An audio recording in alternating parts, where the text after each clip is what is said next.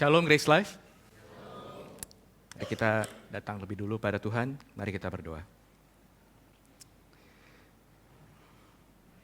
Ya Bapa, ya Aba, di dalam nama Tuhan Yesus. Kami datang bukan karena kami baik, kami datang karena Engkau memanggil kami. Dan di dalam Yesus, Engkau mengangkat kami menjadi anak-anak-Mu. Dan sekarang di saat ini, anak-anak-Mu hadir di sini, Engkau kumpulkan dan tidak ada yang kebetulan. Ada berbagai emosi, ada berbagai hal yang kami alami yang mungkin tidak ada orang yang tahu, tapi Engkau mengenal kami satu persatu. Ya Tuhan Yesus, Engkau mengundang kami mari. Yang letih, Engkau mau memberi kelegaan. Yang lesu, Engkau mau memberi semangat yang baru. Bagi yang terbeban, Engkau mau mengangkatnya. Dan bagi yang bahkan dari sejak awal tidak bisa bernyanyi, tapi entah kenapa langkah kaki mereka membawa ke sini. Engkau mau memberi mereka keutuhan. Mari ya Tuhan, Engkau bicara pada setiap dari kami. Hamba anak-Mu ini mempersiapkan, tapi ini layaknya 5 roti dan 2 ikan, sangat kecil. Namun di tangan-Mu ya Yesus, akan memuaskan bahkan berlimpah bagi kami semua. Jadi kami sambut firman-Mu ya Tuhan, karena ini bukan pesan dariku, dari hamba anak-Mu. Ini pesan yang dari-Mu. Kiranya dengan Roh-Mu ya Tuhan, Engkau membuka hati kami. Engkau memberi kami hati yang baru, roh yang baru bagi kami semua. Di dalam nama Yesus. Amin. Di minggu sebelumnya, Pastor Yunias sudah menyampaikan dari firman Tuhan Yohanes pasal yang keempat. Bicara tentang Yesus yang menjumpai wanita Samaria.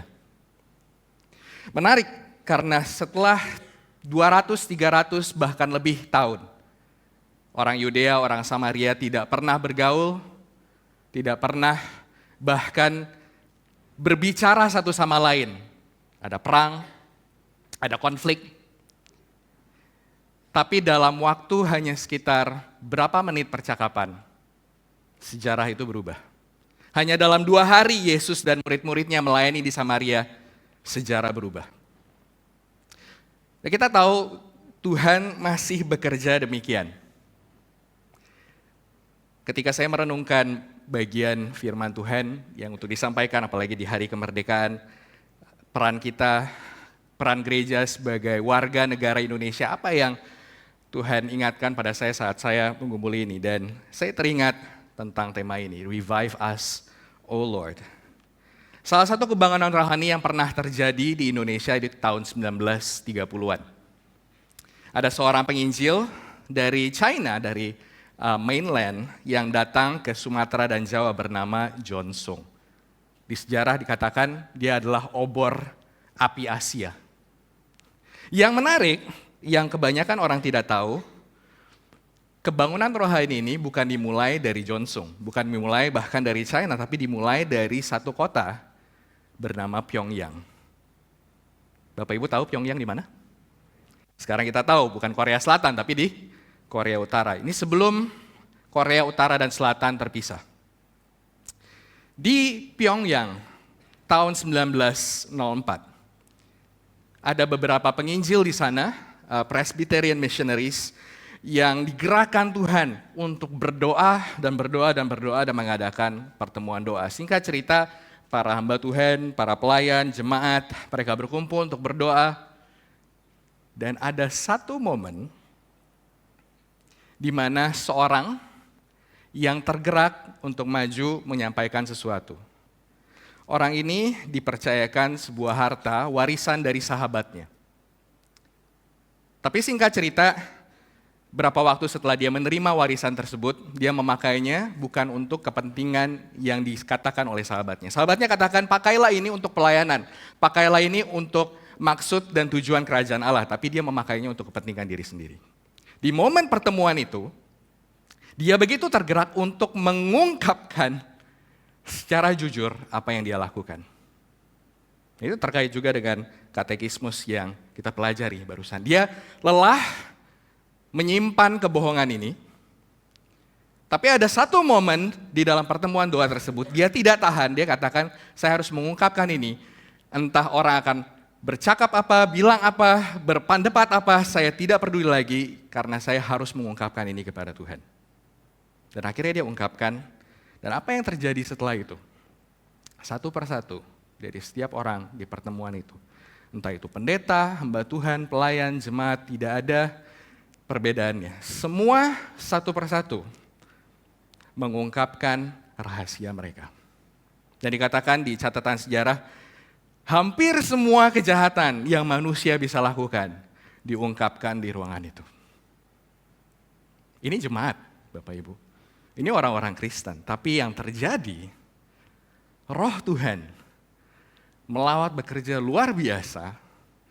Dan seminggu mereka di sana mengubah semua cara mereka berpikir, kehidupan mereka, hati mereka. Di tempat yang rendah di pertemuan doa itu, Tuhan mengangkat mereka dan mereka membawa kebangunan itu ke seluruh China. Dan itu sebabnya John Song yang dibesarkan tahun 1900-an di dalam atmosfer kebangunan rohani tersebut. Tidak tahan menahan api kebangunan itu untuk kota dan tempatnya sendiri. Dia harus pergi, dan akhirnya dia pergi di Sumatera dan Jawa, dan itu sebabnya kebanyakan gereja Tionghoa, kebanyakan Bapak Ibu di sini, yang hadir mungkin secara etnis Tionghoa, tapi juga tidak terkecuali etnis yang lain, bisa hadir di ruangan ini, karena apa yang terjadi di Pyongyang 120 tahun yang lalu. Saya berpikir, saya merenungkan, saya mendoakan, akankah ini bisa terjadi lagi? Baru-baru ini, saya melihat ada studi dari Bible Society di Inggris. Judulnya sederhana, A Quiet Revival. Dikatakan menurut statistik dan studi, ada peningkatan yang sangat signifikan selama 5 tahun terakhir di Inggris. Khususnya di antara anak muda, yaitu umur 16 sampai 30 tahun. Mereka bukan hanya datang satu persatu, mereka datang beribu-ribu, puluh ribu, ratusan ribu. Ke seluruh gereja di Inggris. Berapa minggu yang lalu ada berita ini. Berbagai gereja dari berbagai denominasi, para pelayannya berkumpul dan katakan sepertinya banyak sekali yang mau dibaptis. Dan kenapa tidak kita lakukan baptisan bersama di pantai. Berbagai denominasi berkumpul dan akhirnya melakukan baptisan ini. Yang hampir tidak pernah terjadi selama puluhan tahun di Inggris. 1 bulan, setidaknya 2 bulan yang lalu, ada terjadi, bisa dibilang riset. Salah satu riset di Australia tentang kekristenan yang paling diandalkan. Dan artikel ini mengungkapkan apa yang terjadi di Australia selama 5 tahun terakhir. Saya ada seorang sahabat yang melayani di salah satu jemaat dan cerita ini diambil dari salah satu sidang jemaat yang ada di situ. Di mana dikatakan di hari Minggu banyak ada orang-orang baru datang dan cerita mereka seperti ini. Mereka waktu berjalan di seharian, tiba-tiba mereka mendengar suara. Dan suara itu memanggil nama mereka, memanggil mereka pulang. Orang ini ateis, orang ini agnostik. Bahkan ada orang yang New Age, yang intinya sebetulnya melakukan perdukunan modern. Dan entah bagaimana dibilang kamu harus ke gereja. Dan akhirnya dia datang. Ada yang datang membawa King James Bible, dia anak muda dan berpikir, Tuhan menggerakkan saya untuk beli Alkitab dan baca firman, dan inilah saya. Di Asia Tenggara, di gambar yang di sebelah kanan itu di Myanmar. Saya melayani di sebuah tim di Asia Tenggara dan salah satu rekan dekat yang kami hampir setiap minggu ngobrol lewat telepon, dia bertempat di Yangon, di Myanmar. Ini seorang anak yang memberi diri untuk berperang. Keadaan perang di Myanmar sudah 3-4 tahun. Tapi yang terjadi di sana, ada teman yang men-sharingkan bahwa dia sambil pergi naik bus, transport. Tapi ada orang yang langsung mau dibaptis di sungai di pinggir bus tersebut. Karena dia menceritakan tentang Yesus, dia katakan, saya mau dibaptis saat ini juga. Terlalu banyak orang di Myanmar saat ini yang memberi diri untuk percaya pada Yesus, bahkan dari latar belakang yang sangat-sangat keras. Di sebelah kiri, itu adalah baptisan massal di salah satu negara yang sekarang di dalam konflik yang besar, di Iran. Gambar ini diambil dari salah satu pelayanan Ilham Ministry oleh Samuel dan David Yeknazar yang pernah datang juga ke Jakarta dan di Bandung. Dan saat ini, meskipun ada banyak yang dipenjara, meskipun ada banyak yang tertangkap dan tidak tahu keberadaannya, tapi masih terjadi. Pria dan wanita, orang-orang biasa, dipakai Tuhan, dan ada banyak, bukan hanya ratusan, bukan hanya ribuan, bukan hanya puluh ribuan. Tapi sekarang di Iran setidaknya 1 juta murid. Itu yang paling rendah estimasinya. Percaya kepada Kristus semuanya latar belakang yang kita tahu.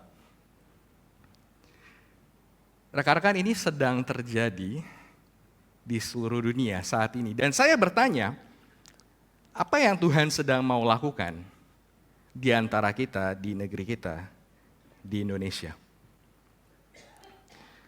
Ada satu studi yang muncul baru 1 bulan kemarin. Dikatakan seperti ini, Tuhan sedang memajukan kerajaannya melalui gerakan-gerakan global dengan cara-cara yang belum pernah terjadi sebelumnya. Kekristenan global sedang mengalami pergeseran seismik, maksudnya itu seperti gempa bumi, menuju paradigma gerakan. Gerakan maksudnya setiap orang percaya, bukan hanya pelayan, pendeta, hamba Tuhan. Mereka semua melayani di mana mereka berada. Dan kita sedang mencapai titik krusial, titik pertumbuhan tahunan jumlah murid dalam gerakan itu 23% per tahun, berlipat ganda setiap 3,5 tahun. Setidaknya di Indonesia ada 30 titik di mana ini sedang terjadi. Semuanya di tempat yang kelihatannya mustahil. Maksud saya waktu dibilang kelihatannya mustahil, Bapak Ibu tahu tempat-tempat yang kelihatan mustahil kekristenan bertumbuh di Indonesia? Disitulah Tuhan sedang bekerja. Bukan masuk di IG, bukan masuk di TikTok, bukan masuk di sosial media.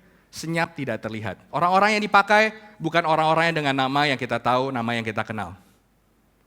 Orang-orang seperti Bapak Ibu, mereka masih bekerja, mereka masih berprofesi, mereka masih punya usaha, tapi Tuhan memakai mereka dengan cara yang mengherankan. Jadi, ada beberapa pertanyaan saat kita merenungkan dan mendoakan, revive us, O Lord, sebagai gereja, sebagai umat Tuhan, sebagai warga negara Indonesia. Apa maksud Tuhan dan bagaimana kita masuk di dalamnya? Yang pertama, apa itu kebangunan rohani? Kebangunan rohani adalah Tuhan secara berdaulat memimpin umatnya dalam suatu perubahan iklim rohani yang mengejutkan. Berarti ini bukan karena cara, metode, sarana manusia. Mengejutkan karena itu yang Tuhan lakukan. Sehingga umat Tuhan terbangun dari tidur dan kembali kepadanya dengan kesungguhan hati. Saya suka sekali dengan ilustrasi yang sering Pastor Jeffrey pakai. Masih ingat ilustrasi ini? Ada yang ingat? Ini ilustrasi kue lotus. Ada film, sebagai reminder dari ilustrasi ini, ada film Percy Jackson and the Lightning Thief di tahun 2010 kalau nggak salah.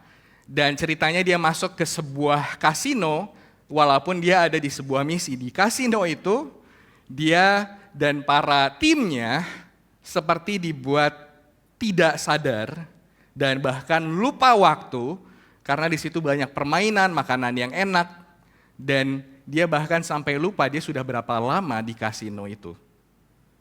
Tapi kenapa kuncinya ada di kue lotus yang selalu dihidangkan, disediakan, dan dikatakan kepada setiap tamu, makan kue lotus ini.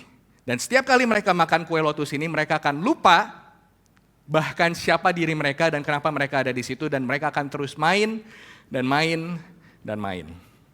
Sampai akhirnya Percy, waktu melihat ada seorang yang kelihatannya sudah main bahkan terus-menerus dan tidak bergerak dan bahkan sampai lupa waktu, dia sebutkan waktunya tahun berapa dan dia sebut di tahun yang sudah puluhan tahun yang lalu, di situ dia sadar. Dan akhirnya ketika ditawarkan kue lotus itu, dia tidak ambil. Ditawarkan lagi dia tidak ambil, ditawarkan lagi dia tidak ambil. Dan security di kasino itu berkata pada satu sama lain, Percy Jackson sudah bangun. Pertanyaannya, apakah ini saatnya kita terbangun dengan apa yang Tuhan sedang kerjakan? Atau kita sedang tertidur karena makan kue lotus yang ditawarkan dengan middle class promises yang kita coba kejar karena perbandingan di sosial media yang kita tahu kita belum punya ini, belum punya itu, belum cukup ini, belum cukup itu, dan kita tertidur dan lupa maksud dan tujuan Tuhan. Tuhan menempatkan kita di Indonesia. Saya disadarkan hal ini ketika saya di Australia. Sewaktu di tahun terakhir saya studi, seorang berkata pada saya, "Hei, kamu bersyukur kamu lahir di Indonesia." Saya tanya kenapa? Kalau kami mau bermisi di Indonesia, kami harus butuh visa, kami harus butuh kitas, kami harus tinggalkan tempat. Di seberang Australia, situlah kebutuhan kerajaan Allah yang diperlukan orang-orang yang mau masuk dalam rancangan dan misinya. Dan kamu sudah lahir di dalamnya. Kami lahir di sini, kalau kami harus menyeberang. Kami harus tinggalkan semua, ambil visa, tapi kamu tidak. Kamu warga negara Indonesia.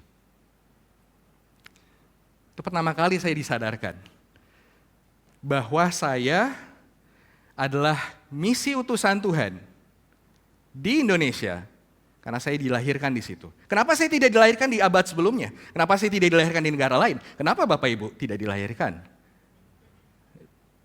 di tempat, di waktu yang lain? Tuhan telah menetapkan, Kisah Rasul pasal 17, masa dan waktu dan tempat di mana manusia hidup. Termasuk Bapak Ibu, termasuk saya, termasuk kita semua. Untuk rancangan dan misi dan tujuannya. Apakah kita tersadar akan itu? Yang kedua, apa itu kebangunan rohani? Kebangunan rohani bicara tentang Tuhan yang membawa perubahan yang mendalam dan luas. Dengan dipimpin oleh Roh Kudus, berpusat pada firman.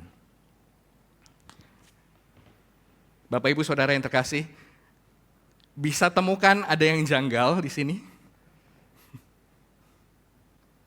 Ada yang janggal nggak dari 3 gambar ini?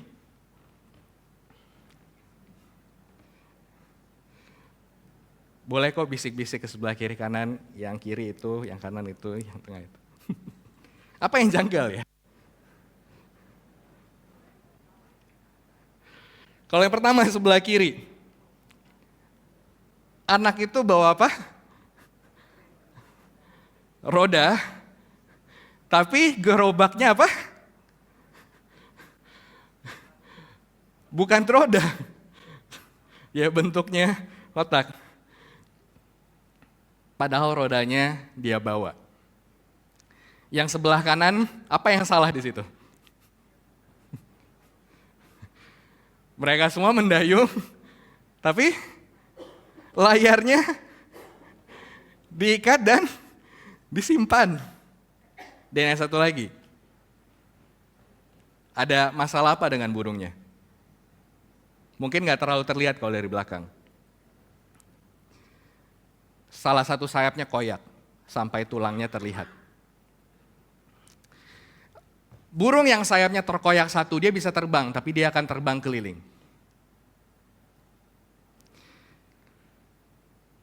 Perahu yang didayung akan maju, tapi tidak akan secepat ketika layarnya dikembangkan dan angin berhembus. Gerobak yang dibawa bisa digerakkan, tapi dengan berat karena tidak memakai roda.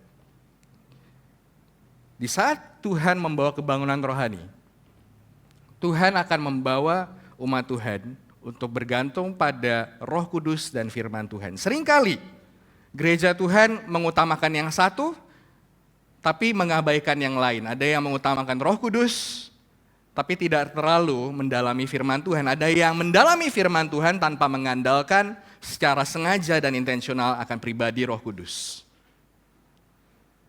Dalam kebangunan rohani, Tuhan akan membawa keduanya. Bagaimana burung bisa terbang hanya dengan satu sayap? Bagaimana gerobak bisa bergerak tanpa roda yang padahal sudah ada di gerobaknya? Bagaimana perahu mau berlaju kencang tanpa layar yang dipasang dan mengizinkan angin berhembus? Tuhan mau dan mengundang dalam kebangunan rohani. Saat kita terbangun, kita sadar bahwa kebanyakan dari kita yang injili, mendalami firman Tuhan tidak cukup. Karena Anda butuh hati yang baru dan roh yang baru. Dan Tuhan mau memberikan itu. Tuhan mau memberikan itu. Saat ini bagian firman Tuhan yang saya undang kita semua, saudara-saudara dikasih, untuk baca bersama. Bagian ini yang saya renungkan setidaknya dari sejak awal tahun ini, dan saya doakan untuk diri saya, untuk diri kita semua. Dan ini mewakili apa yang Tuhan mau lakukan saat Dia membangunkan umatnya. Yesaya pasal 57 ayat 14 dan 15. Saya baca ini dari versi TB yang pertama. Boleh kita baca bersama-sama firman Tuhan ada di slide. 1, 2, ya. Ada yang berkata, bukalah, bukalah, persiapkanlah jalan, angkatlah batu sandungan dari jalan umatku. Sebab beginilah firman yang maha tinggi dan yang maha mulia, yang bersemayam untuk selamanya dan yang maha kudus namanya. Aku bersemayam di tempat yang tinggi dan di tempat kudus, tetapi juga bersama-sama orang yang remuk dan rendah hati, untuk menghidupkan semangat orang-orang yang rendah hati dan untuk menghidupkan hati dan untuk orang-orang yang remuk. Rekan-rekan, saudara-saudari yang terkasih, di mana Tuhan membangunkan kita? Tuhan menyatakan dirinya sebagai Maha Kudus, Maha Mulia, di tempat di mana kita tidak bisa ke sana. Tapi Ia menyatakan dirinya sebagai yang membangunkan, revive orang-orang yang hancur dan terendah hati. Dan di situ tempat yang dapat kita datangi. Tapi di sini, saudara-saudara yang kasih, sangat sulit untuk menemukan dan mengalami Tuhan di tengah-tengah. Di mana kita nyaman dengan keadaan, di mana kita tidak mau disamai dengan orang-orang yang ada di tempat yang rendah. Tapi ini bagian yang bukan hanya disebut di salah satu bagian Alkitab. Yesus sendiri berkata, yang berbagian dalam kerajaannya dialami oleh siapa? Dikatakan berbahagialah orang yang miskin di hadapan Allah, karena mereka lah yang empunya kerajaan surga. Berbahagialah orang yang berduka cita, karena mereka akan dihibur. Berbahagia orang yang lemah lembut, karena mereka akan memiliki bumi. Berbahagia orang yang lapar dan haus akan kebenaran, karena mereka akan dipuaskan. Matius pasal 5. Yesus mengungkapkan realita kerajaannya, untuk siapa kerajaannya datang, dan bagaimana kerajaannya dialami kepada orang yang remuk dan terendah hati, orang yang tidak punya kuasa untuk mengubah keadaannya dan mengakui bahwa dia ada di tempat yang rendah, bahkan yang terendah. Saya nggak tahu keadaan kita semua, rekan-rekan. Tapi mungkin kita menemukan diri kita ada di tempat-tempat ini, seperti sepanjang sejarah penebusan ini yang terjadi. Di sebelah kiri itu adalah pohon oak Mamre masih ada sampai sekarang, rekan-rekan, saudara-saudari. Di pohon ini, Abraham sudah 20 tahun menunggu keturunannya. Tuhan sudah beri janji, tidak kunjung datang.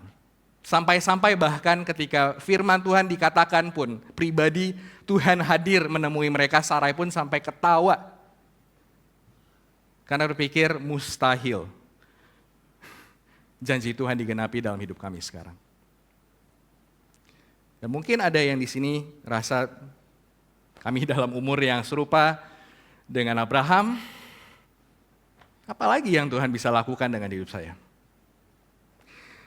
Mungkin juga seperti gambar di bawah itu adalah semak belukar di Gunung Sinai. Masih ada konon, ini di dalam salah satu monasteri Saint Catherine. Musa dalam musim kehidupannya, dia sudah menyerah akan angan-angan dan kerinduannya. Dia sudah berkata, umatku, umat Tuhan, negeri orang Israel tidak akan punya negeri, tidak akan berubah dalam hidup kesesakan. Dia sudah melupakan itu semua, dia sudah di hidup yang baru. Dan mungkin ada di sini yang berpikir, kondisi dunia dan kondisi negeri ini bukan cuma gelap, atau orang Batak gelap kali. Tapi kita tahu karena ada perjumpaan di semak belukar itu. Tuhan menjumpai Musa di titik rendahnya. Atau seperti Daud di Gua Adulam, yang Tuhan sudah beri janji dia akan menjadi raja, Tuhan sudah memberi janji bahwa padanya lah urapan untuk membangun kerajaan di Israel akan diteruskan, bukan kepada Saul. Tapi lihat di mana dia sekarang, dia di gua dikejar-kejar. Dan ada yang mungkin berpikir, Tuhan, Engkau sudah bekerja dalam hidupku, tapi lihat kondisiku sekarang. Aku sepertinya bukan di tempat yang Kau mau, tapi seperti kebalikan dari yang Kau mau. Engkau ada di mana? Karena aku ada di sini. Tapi ternyata Tuhan menemui Daud di Gua Adulam. Atau seperti Nehemia. Dia dari tempat yang tinggi, dia di menara Susa. Itu tempat di mana raja dan orang-orang terpenting di kerajaan saat itu, di pembuangan. Sebagai orang buangan, dia menanjak karir ke tempat yang paling tinggi seorang budak bisa lakukan. Tapi pada akhirnya, hatinya hancur. Karena melihat, buat apa saya ada di sini? Tapi aku tidak punya negeri lagi, tempat asalku hancur, dan kita menjadi olok-olok dan cemoohan. Mungkin ada di antara di sini yang dalam profesi dan karir, sudah di dalam posisi tinggi, tapi Anda tetap rasa ada sesuatu yang salah.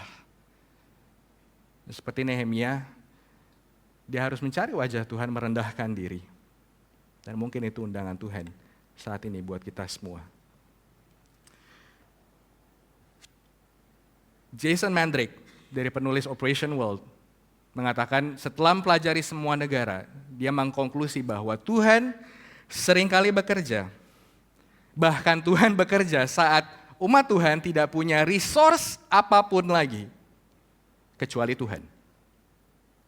Dan disitulah seringkali Tuhan bekerja dalam hidup pribadi, dalam hidup jemaat, dalam hidup sebuah negara, dalam hidup sebuah suku bangsa, ketika mereka tidak punya apapun lagi dan dimanapun lagi mereka bisa cari kecuali hanya di dalam Tuhan.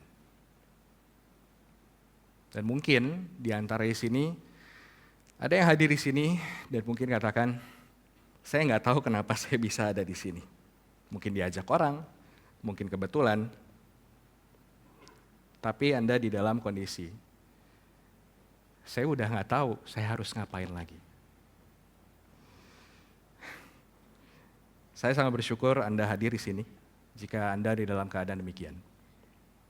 Karena Tuhan mau menyampaikan sesuatu di hari ini, khusus kepadamu. Karena siapa yang Tuhan mau bangunkan? Dikatakan di Mazmur 34, Daud berkata, Tuhan yang dekat kepada orang yang patah hati dan menyelamatkan orang yang remuk hati. Atau kalau bahasa perjanjian barunya di Yakobus, kasih karunia yang dianugerahkan Tuhan kepada kita lebih besar daripada itu. Karena itu ia katakan, Allah menentak orang yang congkak, tapi mengasihani orang yang rendah hati. Di sini ada dua tim congkak, tim rendah hati. Dan Tuhan menyatakan keberpihakannya kepada yang rendah hati. Dan saat ini, di mana kita berada?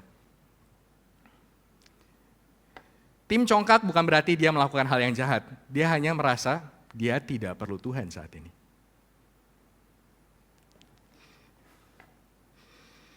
Seorang ateis akhir-akhir ini, dia menulis artikel, Ayaan Hirsi Ali, dia seorang Somalia, dan dia berpindah ke Belanda, dia mendapat pekerjaan yang sangat baik di Belanda.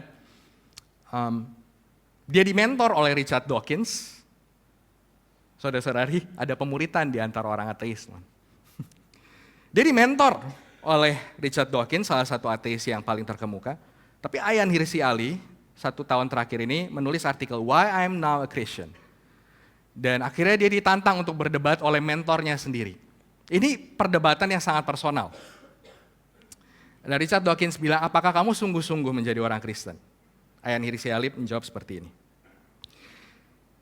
Richard, saya sampai ke sebuah titik di mana saya tidak punya apapun lagi. Karena saya depresi selama 10 tahun, menyembunyikan itu semua sambil pergi ke psikoterapi dan psikiater. Saya pergi mencari semua yang ditemukan dan bisa diandalkan lewat sains. Saya cari psikiater yang terbaik, dan dia tinggal di Eropa.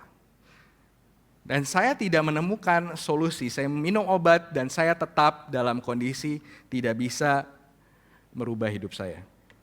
Dan di momen di mana saya sudah coba semuanya, saya berseru. Saya tidak tahu berseru pada siapa, saya berseru kepada Tuhan. Jika Engkau ada. Dan dia minta mujizat dalam kehidupannya.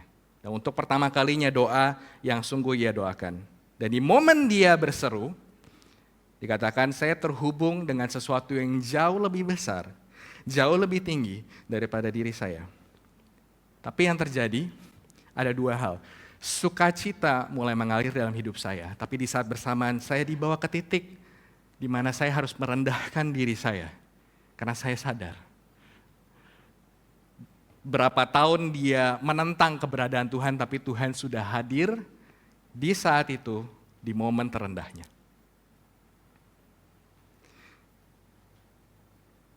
Rekan-rekan, ini seorang ateis puluhan tahun. Satu momen saja, dia membuka hati dan berseru.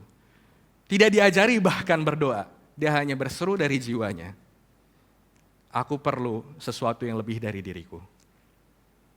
Jika Engkau ada, datang. Mari. Dan dia datang. Dan itu sebabnya dikatakan di bagian firman Tuhan setelahnya. Kita baca bersama-sama dari Yesaya pasal 57 ayat 16 dan seterusnya. 1, 2, ya. Sebab bukan untuk selama-lamanya aku hendak berbantah, dan bukan untuk seterusnya aku hendak murka, supaya semangat mereka jangan lemah lesu di hadapanku, padahal akulah yang membuat nafas kehidupan. Aku murka karena kesalahan kelobahannya, aku menghajar dia menyembunyikan wajahku dan murka. Tetapi dengan murtad dia menempuh jalan yang dipilih hatinya. Segala jalannya itu, tapi aku akan menyembuhkan dan akan menuntun dia dan akan memulihkan dia dengan penghiburan. Juga pada bibir orang-orangnya yang berkabung. Aku akan menciptakan puji-pujian. Damai, damai sejahtera bagi mereka yang jauh dan bagi mereka yang dekat. Firman Tuhan. Aku akan menyembuhkan dia, tetapi orang-orang fasik adalah seperti laut yang berombak-ombak, sebab tidak dapat tetap tenang. Dan arusnya menimbulkan sampah dan lumpur. Tiada damai bagi orang-orang fasik itu. Firman Allah. Rekan-rekan, bagaimana kita bisa mengalaminya? Di bagian ini, Yesaya telah menjalani pelayanannya untuk 4 raja. di Raja Uzia, Raja Ahaz, Raja Hizkia, dan terakhir, raja paling jahat di sejarah kerajaan Yudea, Raja Manasye. Di kerajaan Manasye, di momen itu dia dikatakan menurut sejarah orang-orang Yahudi, dia dibelah dua. Raja Manasye meninggalkan semua warisan rohani dari Hizkia, dia memasukkan berhala ke bait Allah. Itu yang pertama. Yang kedua, dia mengobralkan berhala-berhala untuk dilakukan persembahan kepada berhala di seluruh Yudea. Itu yang kedua. Ketiga, dia sendiri mencontohkan praktek pengorbanan anak kepada Moloch, sehingga anaknya sendiri dikorbankan ke api. Dan dia menganjurkan untuk semua warga Yehuda melakukan itu. Tapi yang keempat dikatakan, banyak orang-orang yang kemungkinan mau melawan dia habisi, dan dikatakan dia memenuhi Yerusalem dengan darah. Itu yang Tuhan sendiri katakan. Manasye melakukan ini dengan umur yang jauh lebih panjang dari kebanyakan raja Yudea lain. Dan dikatakan kejahatan Manasye begitu dahsyatnya, kerajaan Yudea harus dibuang juga ke Babylon. Di momen terpuruk itu, anak Manasye bernama Yosia.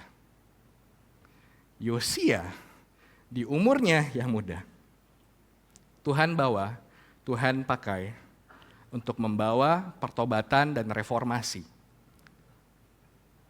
yang besar dan menyeluruh, sehingga bahkan umat Israel di saat itu yang tidak pernah mengadakan Paskah di di masa-masa raja sebelumnya, akhirnya mengadakan kembali Paskah di masa kerajaan Yosia.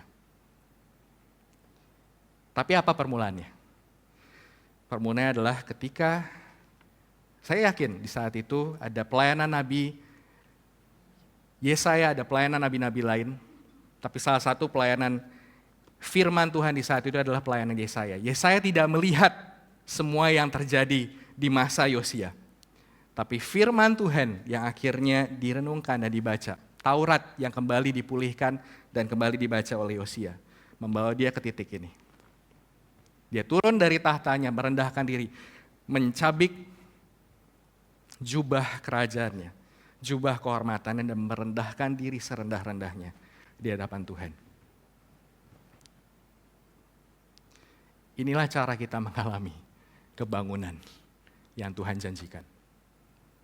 Tuhan adalah Tuhan perjanjian.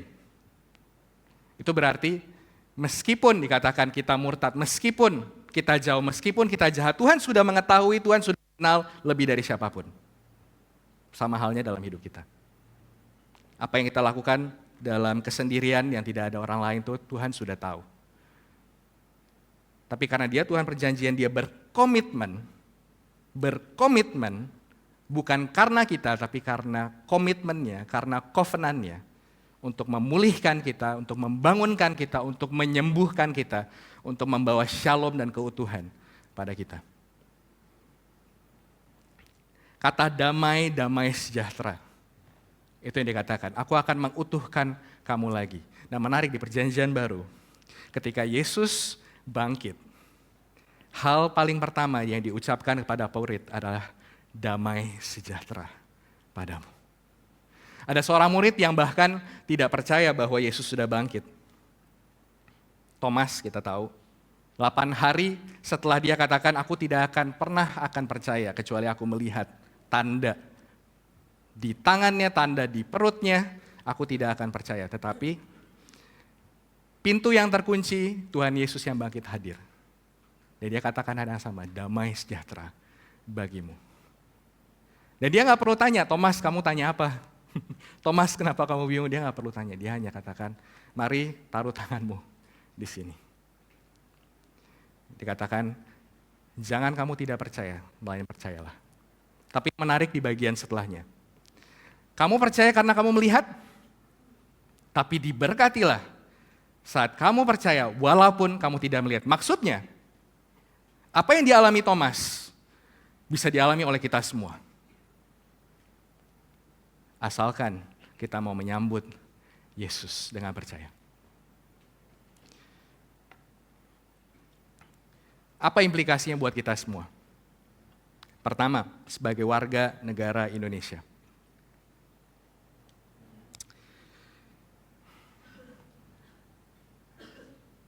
Ada sesuatu yang menandakan negara sedang menuju decline ketika mencoba mengubah atau menutupi sejarah.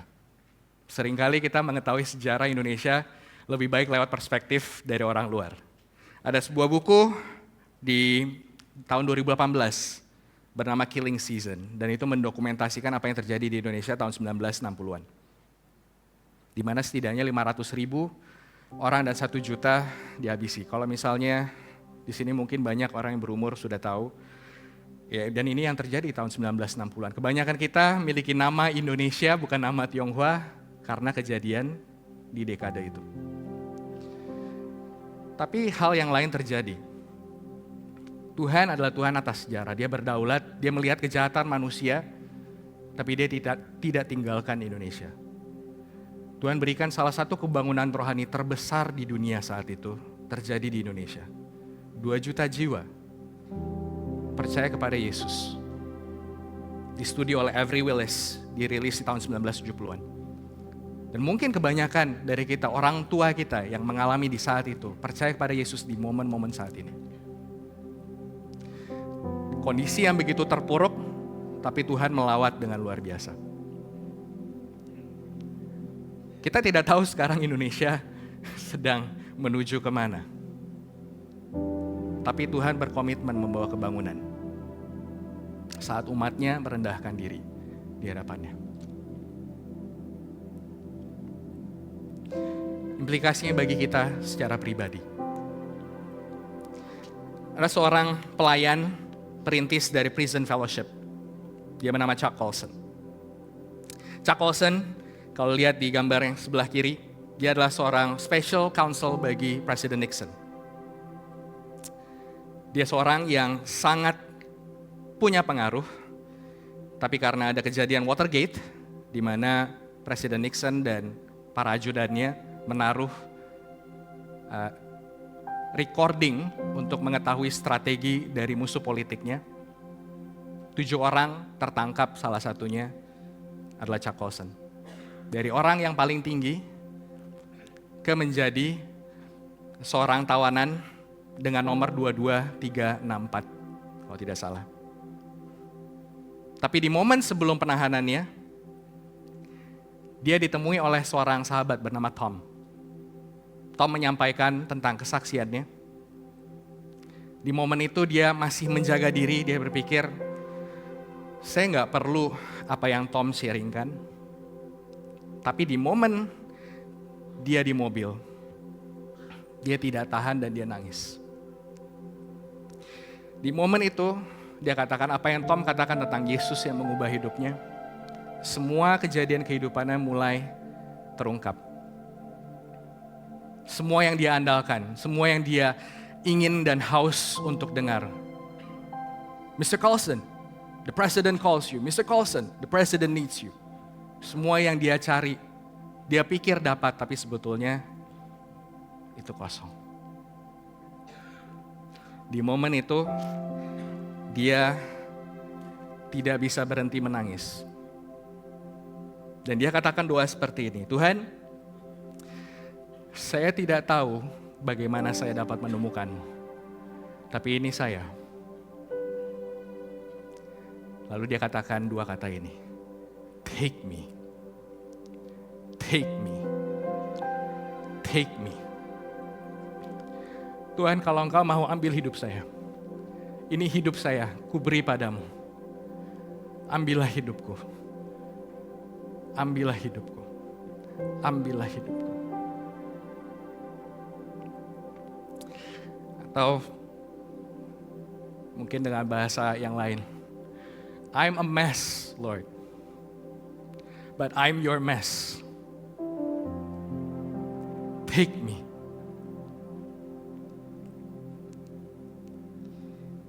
Rekan-rekan, saudara-saudara yang terkasih, Tuhan memanggil kita dimanapun kita berada. merendahkan diri. Dan saat kita merendahkan diri, serendah-rendahnya, ternyata Tuhan Yesus sudah ada di situ. Karena Tuhan yang maha tinggi dan maha mulia yang disebut oleh Yesaya, Dia merendahkan diri serendah-rendahnya, mengambil rupa seorang hamba, dan taat kepada Bapa, mati sebagai seorang kriminal, bahkan di atas kayu salib. Sehingga siapapun yang merendahkan diri serendah-rendahnya akan diangkat menjadi anak-anak Allah. Saya mengundang rekan-rekan, saudara-saudara yang terkasih, menjamkan mata.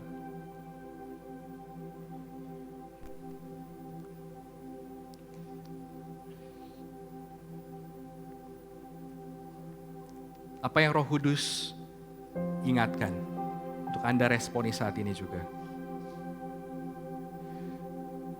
Mungkin yang pertama, seperti dicerita di awal, mungkin ada sesuatu yang Anda harus ungkapkan. That you have enough of pretenses.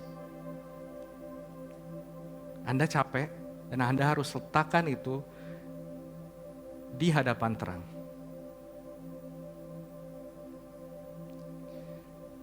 Mungkin Anda harus mengungkapkan itu bahkan pada seorang sahabat.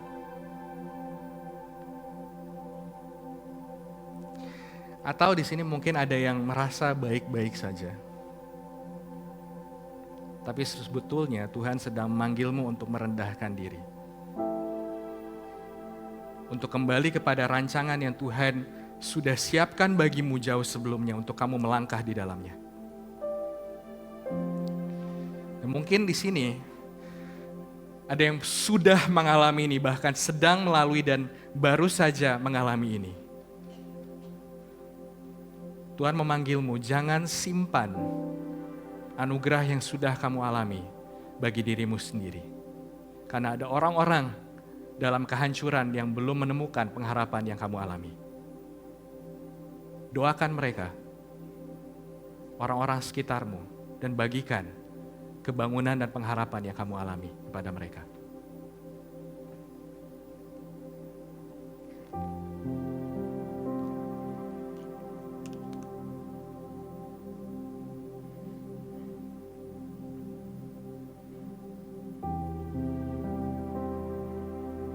Bapa Surgawi, dalam nama Yesus, kami lihat Engkau adalah Tuhan atas sejarah bagi bangsa, tapi Engkau juga Tuhan yang melihat sejarah kehidupan kami. Engkau melihat akhir dari yang awal termasuk hidup kami ya Tuhan. Dan Engkau memanggil kami untuk menjumpai kami di titik yang rendah. Karena disitulah Engkau sudah ada di sana ya Yesus, untuk membangunkan kami. Revive us, O Lord, in Jesus' name.